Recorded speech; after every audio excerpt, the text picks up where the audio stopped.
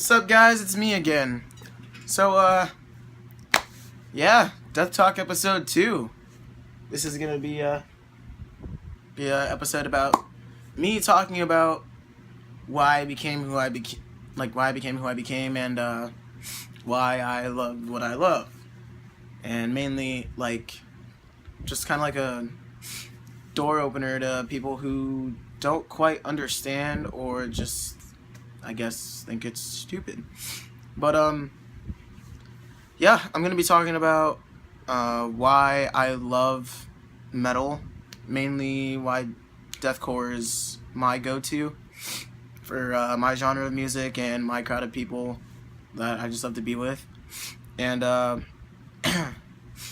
yeah, let's kick this off, get it started. So, why do I love deathcore? Well, when I first started listening to metal, before I started listening to metal, I was strictly listening to rap and EDM. And then I got really into EDM, and I mean, don't get me wrong, I still love EDM. I listen to a lot of shit, like to this day. Like, that's also probably one of the most cool things I think are out there. And I think the thing I love about EDM is it's just the sounds and all that just like pumps me up, But at the same time, there's really only one thing to do, and that's just kind of bounce with it. You can't really just like do anything, I guess, with your body. I mean, now, I guess, besides gloving, I used to do that shit in like junior high. But yeah, there's just one thing you can do. It's just like bounce. You get super hyped, and everyone's looking at you like, what the fuck? But yeah, there just wasn't enough there. And the band that got me into metal was one of the greatest bands of all time, System of a Down. My best friend introduced me to them maybe back in like the 5th grade. And before I used to listen to metal, like if I heard it, I'd be like, dude, what the fuck is this? Like, it's just yelling into a microphone. It takes no talent at all. Like, the fuck. But eventually it just started growing on me because that's all he used to listen to. And I'd always be stuck in the car with him and his mom, maybe playing like 98 KUPD, and I'm just like, whatever. Metal just kind of ignored it. And yeah, it never caught my attention. And then hanging out with him as much as I did, and I used to spend fucking every day with that kid, and so it just grew on me. I was like, oh, okay, I can dig this song. It's kind of catchy. It was just like a gradual build up to whatever the fuck. And then eventually I got into my first band, and that was System of a Down. And they were really the only band I listened to at all. And then one of my exes from like fucking 8th grade or freshman year or some shit, I can't remember how long ago it was, but her brother was an Ice Nine Kills fan, and I started listening to like one song by them on repeat that I thought was really catchy, and that was The Coffin Is Moving. And so I was like, yeah, I can dig this. I still mainly listen to EDM and rap and trap and stuff like that. And I was like, this is kind of cool. I kind of want to, listen to some more bands, whatever, just switch up my music variety, because I only listened to so much back then. And then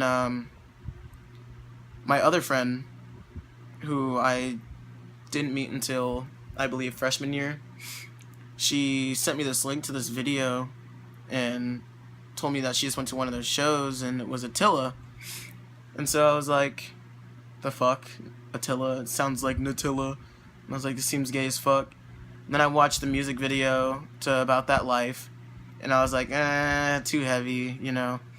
And then I don't know, something just possessed me to watch the video like again, and then again and again and over, and I was like, huh, you know what? It's not that bad. I can dig this. So I looked up. Sorry, your phone's crooked, but whatever the fuck. But yeah, I started looking them up and started getting into their stuff, and I didn't get into Attila until like right before the right after the About That Life album was put out, and they were working on Proving Grounds. Or not Proving Grounds, Guilty Pleasure. What the fuck am I saying? The Guilty Pleasure album. Fuck, I can't speak. But yeah, started listening to that. Started really listening to mainly the About That Life album.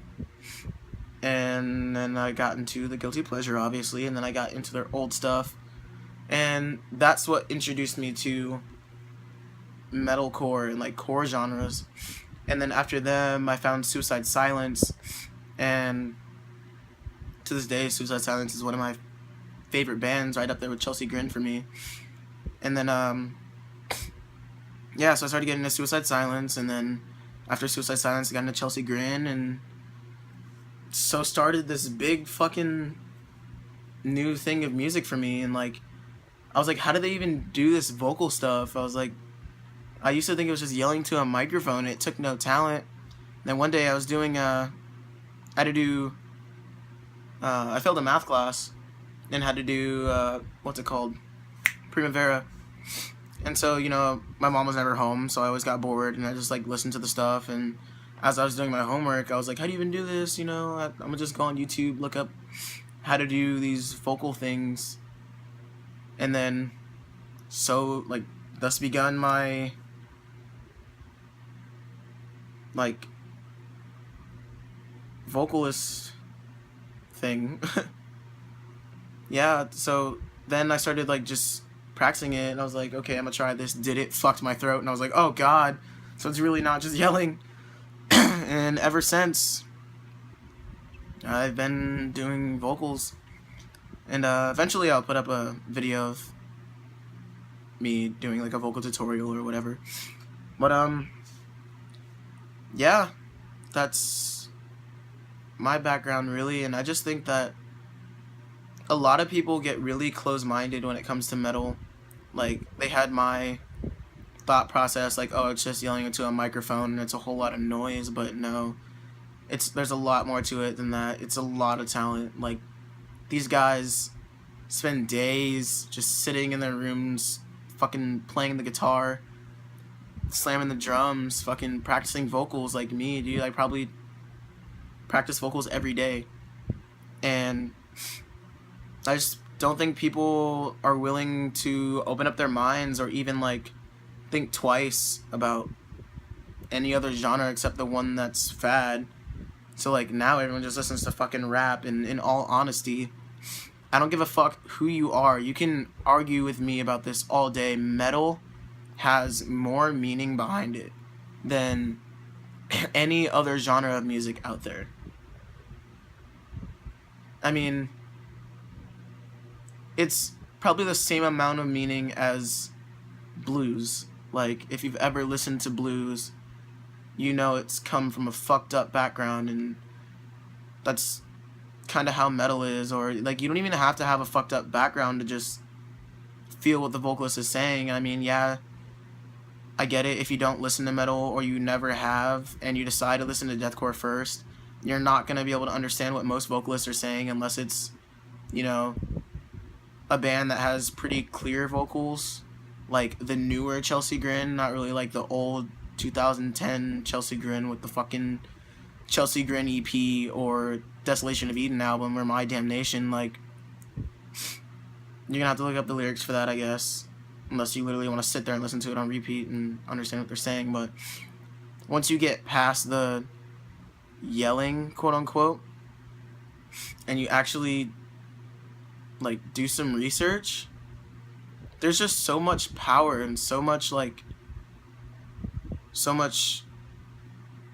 heart behind everything that's made. Like, everything starting from fucking, like, Kiss, AC/DC, Metallica, Pantera, to all this modern Chelsea Grin, Lorna Shore, Rings of Saturn, fucking Black Tongue, Infinite Annihilator. I mean, yeah, there is some of those, you know, really gory, dark songs, but, you know, it's all just mainly, those songs are really just to show off their vocal and instrumental talents. And if you really see past it, see past the noise, you can really see, like, damn, these guys spent years and have sat there and devoted everything to do what they love. Like, it's not like rap, and it's not about degrading women and fucking doing drugs and partying all the fucking time. Like, yeah, there's metal like that, of course. Fucking, I mean, Old Attila didn't really talk about drugs too much, but, you know, they were party metal. Like, that was what they called themselves, party metal. And all their stuff was just based off of being at parties and just having fun. But it never really, well, I guess Sex, Drugs, and Violence. That's a good song. But I mean, you know, every band has their songs for shits and giggles and stuff like that. But anyway, yeah, it just kind of irritates me that people are so close-minded and not willing to even, like, open up their minds to anything or open up their ears to anything. It's like the moment they hear the slightest yell or scream, they're like, oh, I can't do it, I can't do it, you know. But you can listen to fucking rappers, modern rappers that sound like they have fucking autism, like Fetty Wap, fucking Designer. Like, you can't understand anything they're saying. Honestly, most rap now is harder to understand than metal. Like, they all sound like they're choking on fucking water, or they're using a fucking voice device, or they just sound, I mean, I don't like to say it this way, but they sound like they're autistic. They're like, okay, go on, no. Fucking Designer. I got bras in Atlanta. No. It's just, I don't know, dude. It's irritating. But yeah, I think I'm gonna wrap it up with this. So thanks, guys. Hope you enjoyed it. Hope you got to, you know, maybe this will help you open your mind to something new, open some new doors, maybe help you find something that you like to do. Maybe you want to start playing guitar or drums or start doing vocals. But yeah, farewell, YouTube. I will be making another episode probably tomorrow. Have a good night. Stay metal.